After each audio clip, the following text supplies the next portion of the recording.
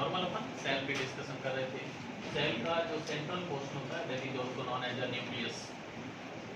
Nucleus की discovery सबसे पहले साइंटिस्ट रॉबर्ट ब्राउन ने की थी। इसी न्यूक्लियस के अंदर एक छोटी सी स्ट्रक्चर और होती है, वैसे एक नहीं होती, एक सेल के अंदर हो सकता है, ये 3 भी हो सकती है।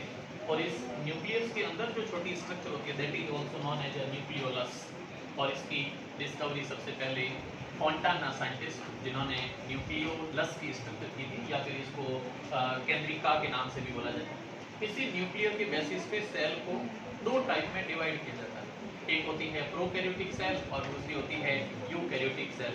एक ऐसी सेल जिसके अंदर न्यूक्लियस प्रेजेंट होता है, अच्छा प्रेजेंट के साथ साथ में भी अगर वेल डेवलप्ड होता है तो ऐसी सेल को नाम दिया जाता है प्रोकैरियोटिक और यूकैरियोटिक। 2 आधार पे जब अपन इसको डिफाइन करते हैं तो जिसमें न्यूक्लियस होता है तो उसको नाम दिया जाता है यूकैरियोटिक।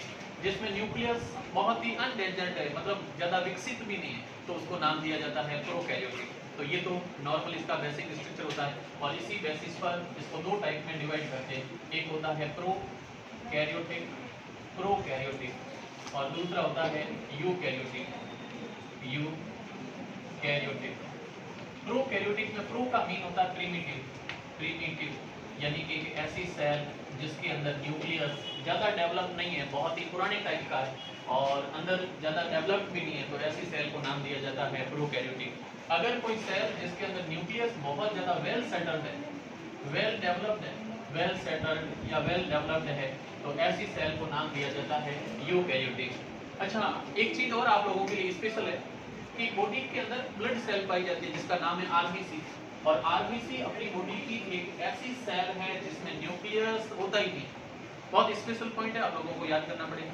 एक चीज और ध्यान रखोगे, प्लांट्स में एक कोशिका पाई जाती है जिसका नाम इंग्लिश में दिया जाता है शीव सेल, हिंदी में उसको कहते हैं चालनी नलिका।